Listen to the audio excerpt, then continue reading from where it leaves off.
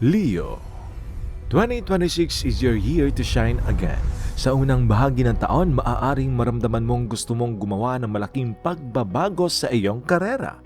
Kung dati ay nakatago ka sa likod ng iba, ngayon ay panahon na para umangat. Sa kalagitnaan ng taon, sa paglipat ng Jupiter sa Leo, dadami ang oportunidad, promotions, creative projects at mga taong naniniwala sa iyo. Pero bantayan ang iyong ego. Hindi lahat ng spotlight ay kailangang sa iyo. Sa huling bahagi ng taon, mas magiging klaro kung saan ka gustong dalhin ng iyong karera. Kung magaling kang mag-lead, gagantimpalaan ka ng universe ng respeto at tagumpay.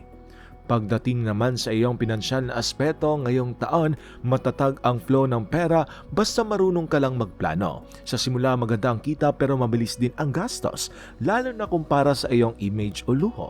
Sa kalagitnaan naman ng taon, may oportunidad ka sa investments o partnerships. Sa dulo ng taon, kung natutunan mong mag-save at mag-budget, makikita mong resulta na iyong kasipagan. So sa pag-ibig naman, magiging romantic ang 2026 mo, Leo. Mas magiging expressive ka at gustong ipakita sa mundo kung gaano mo kamahal ang iyong partner. Pero tandaan, hindi sa laki ng effort na susukat ang lalim ng relasyon. Minsan, mas kailangan ng tahimik na suporta kaysa grand gesture. Kung ikaw ay single pa, maraming maaakit sa iyo ngayong taong ito at hindi mo naman kasalanan yan kasi natural kang magnetic.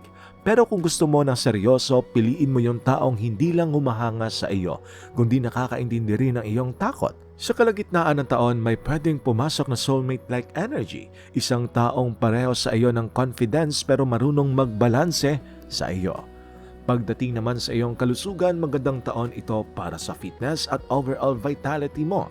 Pero dahil mahilig ka sa spotlight, minsan nakakalimutan mong magpahinga. Sa gitna ng taon, bantayan ang puso, likod at stress. Ang simpleng meditation o creative outlet naman ay malaking tulong para sa iyong mental health. Leo, ngayong taong 2026, shine with purpose, not just pride. Likas kang leader, pero ang tunay na greatness ay nasa kakayahang mag-inspire, hindi lang magpasikat. Sa karera naman, gamitin ang liwanag mo para iangat din ang iba. Sa pag-ibig, piliin ang taong hindi lang sumasabay sa iyong saya, kundi nakakaintindi ng mga tahimik mong sandali. At sa buhay, tandaan, hindi kailangang lagi kang nasa entablado para maging mahalaga.